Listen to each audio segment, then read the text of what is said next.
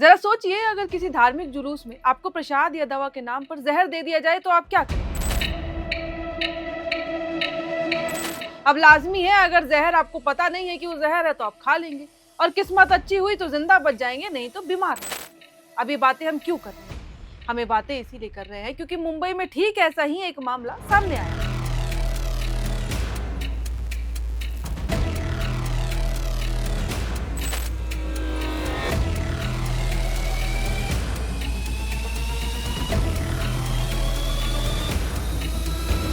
जहां मुहर्रम के जुलूस में हजारों लोगों के बीच एक शख्स कथित तौर पर दर्द की दवा बताकर ऐसे कैप्सूल्स बांट रहा था जिनमें शुरुआती जांच के मुताबिक ये पता चला कि उसमें चूहे मारने वाली जहर जो है वो मिलाई गई। और अगर दो महिलाओं ने समय रहते शक नहीं किया होता तो ये मामला शायद देश की सबसे बड़ी सामूहिक जहर खुरानी की घटनाओं में बदल जाता। अब आखिरकार वो शख्स कौन था, वो महिलाएं कौन थी, और उसने हजारों जहरीले कैप्सूल्स कैसे तैयार किए, और अगर उसका प्लान सफल हो जाता तो फिर क्या होता? आइए इस पूरे वीडियो में हम जानेंगे कि इस पूरे मामले में हुआ क्या। दरअसल बीते 26 जून को मुंबई के भायखला इलाके में मुहर्रम के जुलूस के दौरान चूहे मारने के जहर से भरे कैप्सूल्स बांटने वाले एक व्यक्ति को पुलिस ने गिरफ्तार किया। हजारों लोगों की मौजूदगी वाले इस जुलूस में दो महिलाओं इहलाम हमीदी और रुखसार सैयद की सतर्कता से एक बड़ा हादसा टल गया। इस मामले में पुलिस ने पुणे के फयाज प्रेमजी को गिरफ्तार कर लिया। हालांकि उसके पास से 14,900 कैप्सूल्स बरामद किए गए जिसमें चूहे मारने वाला जहर मिलाया गया था। पुलिस के मुताबिक इनमें जिंक फॉस्फाइड नाम का एक जहरीला रसायन था।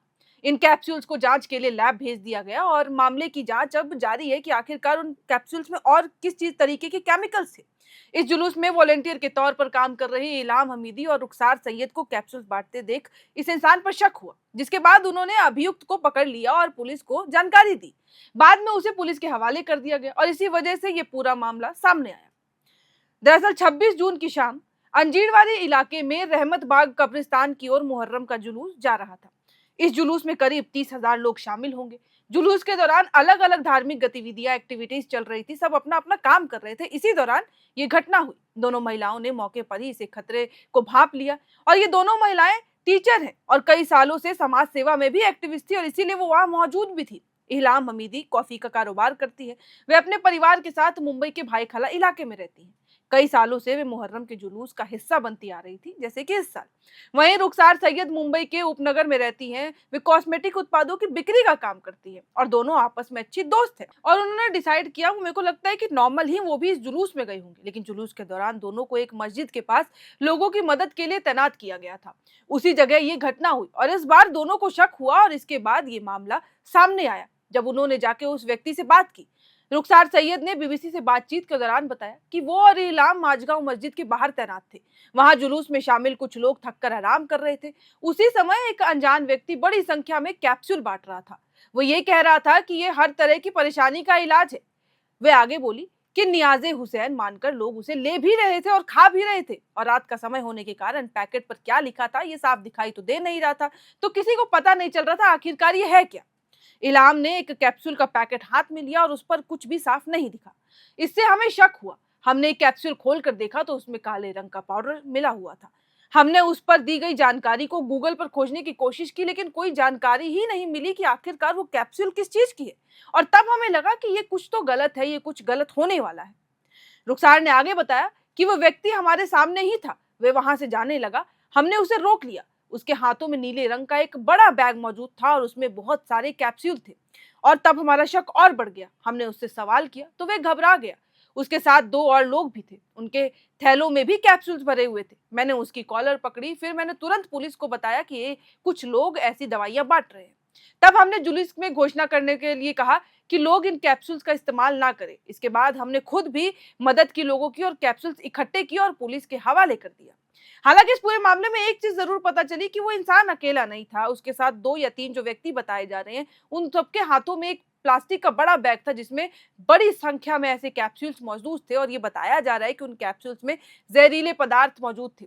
और जब तक घोषणा की तब तक ऑलरेडी कुछ लोग कैप्सूल्स जो थे वो खा भी चुके थे, इनहेल भी कर चुके थे। हालांकि आगे जिन्होंने खाया उनके साथ क्या हुआ उसकी जानकारी भी देंगे, लेकिन फिलहाल आगे बढ़ते हैं कि किस तरीके से पुलिस के पास जानकारी गई तो कार्रवाई आगे बढ़ी।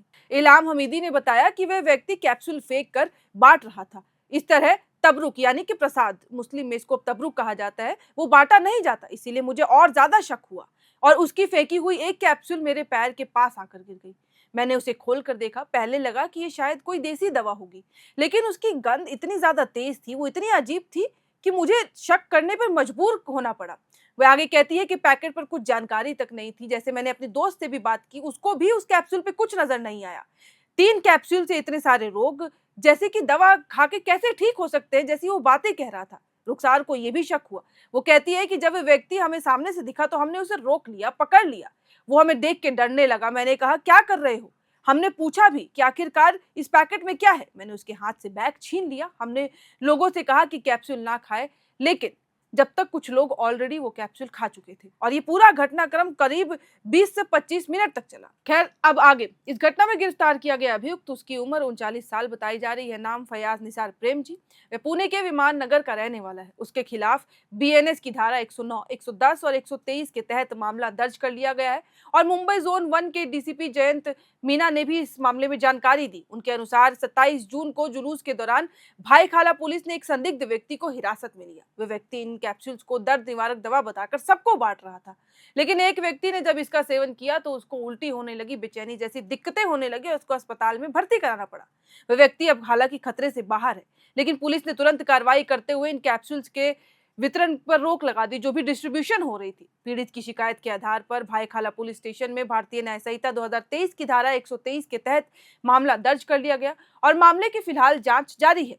पुलिस के मुताबिक इस जुलूस को निशाना बनाकर बड़े पैमाने पर नुकसान पहुंचाने की साजिश थी, क्योंकि 30,000 वहां पे लोग उस वक्त मौजूद थे। अभियुक्त ने पूछताछ में यह भी बताया कि उसने 50 किलो जिंक फॉस्फाइड खरीदा था, साथ ही 30,000 खाली कैप्सूल्स भी लिए। मुंबई में रहते हुए उसने पिछले 15 दिनों में इन कैप्सूल्स को भर लिया था और उसकी योजना इन्हें दर्द की दवा बताकर लोगों में बांटने की थी, ताकि लोग उसे खा सके। पुलिस के अनुसार इन कैप्सूल्स का सेवन करने वाले अब तक 4 लोगों के मामले सामने आए थे, जिनकी तबीयत खराब हुई। इन सभी का इलाज अस्पताल में फिलहाल अभी भी चल रहा है और उनकी हालत स्थिर बताई जा रही है। शिवाजी नगर के रहने वाले सलमान सैयद की तबीयत कैप्सूल्स लेने के बाद बिगड़ गई थी और ये पहले व्यक्ति थे। उन्होंने बताया कि जुलूस के दौरान मुझे कमजोरी लग रही थी, इसीलिए मैंने वहां बांट रहे कैप्सूल्स को ले लिया। कुछ देर तक मुझे उल्टी होने लगी और बेचैनी भी महसूस हुई। मैं नहीं समझ पाया कि आखिरकार इसका कारण क्या है। इसके बाद आसपास के लोगों ने मुझे हबीब अस्पताल में भर्ती कराया। इसी तरह सैयद अब्बास को भी कैप्सूल्स लेने के बाद परेशानी हुई। उनका ये कहना है कि जुलूस के दौरान एक व्यक्ति ने उन्हें कैप्सूल दिया, विटामिन सी की गोली बताकर। वे ये कह रहा था कि विटामिन सी की गोली है, इसे खा लीजिए, सब ठीक हो जाएगा। इसे छोटे बच्चों से लेकर बुजुर्ग तक भी ले सकते थे। उसने ये कहा कि इससे कोई नुकसान नहीं होगा, लेकिन कुछ ही देर बाद मेरी तबीयत बिगड़ गई और मैं पास खड़ी अपनी गाड़ी के पास जाकर बैठ गया। इसके बाद मेरे परिवार वालों ने मुझे अस्पताल में भर्ती कराया। इस मामले में हालांकि पुलिस को जो बयान दर्ज कराया गया, इसके अकॉर्डिंग ये तो समझ आता है कि किसी भी इंसान ने चेक करने की कोशिश भी नहीं की कि आखिरकार ये कैप्सूल क्या है। जुलूस के दौरान हुई इस घटना को लेकर पुलिस ने दोनों हालांकि महिलाओं की सराहना की। एक वरिष्ठ पुलिस अधिकारी का यह भी कहना है कि सतर्क महिला नागरिकों ने तुरंत जानकारी दी, इसी वजह से ये बड़ा हादसा टल गया, नहीं तो कुछ भी हो सकता था। और जो व्यक्ति गिरफ्तार किया गया है, उसकी साजिश बहुत बड़ी थी। पुलिस इस मामले में आगे की जांच फिलहाल कर रही है।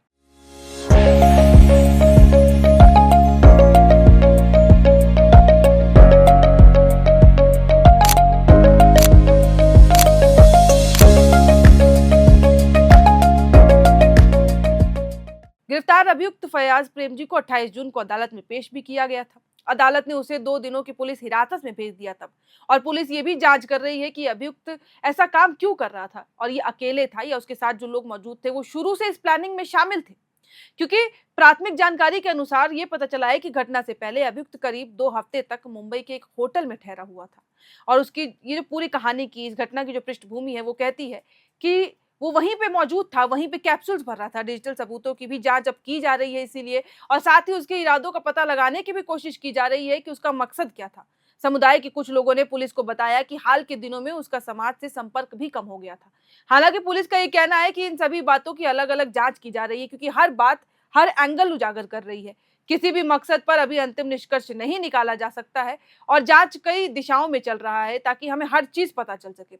इल्हाम हमीदी और रुखसार सैयद की सतर्कता से ये मामला समय रहते टल तो गया, लेकिन आखिर ये मामला इतना जटिल, जितना आसान दिखता है वो उतना आसान है नहीं। अब आगे क्या होगा, इसके लिए पुलिस जांच कर रही है और पुलिस ने यही कहा है कि कि इस तरीके की जब घटना होती है, हालांकि बात सही भी है, इतना बड़ा जुलूस था, 30,000 लोग मौजूद थे और इस तरीके की कैप्सूल्स बांटे जा रही थी, लेकिन किसी ने भी जहमत नहीं की कि वो एक बार वो कैप्सूल चेक कर ले।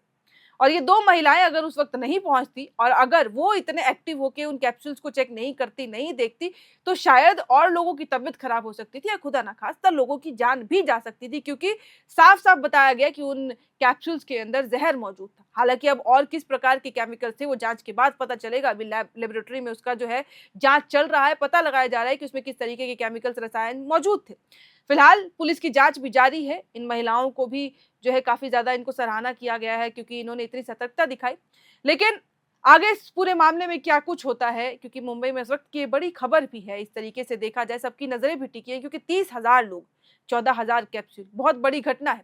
आगे क्या होगा, जो भी कुछ होगा, हम आप तक हर डिटेल, हर जानकारी पहुंचाने की कोशिश करेंगे। इस वीडियो में फिलहाल इतना ही। बाकी ऐसी तमाम खबरों के लिए आप बने रहें एयर नाउ के साथ। FRP pressure vessels are made using fiber reinforced plastic, a powerful combination of high strength glass fibers and corrosion resistant resin. At Duraplast, we manufacture these vessels using advanced filament winding technology.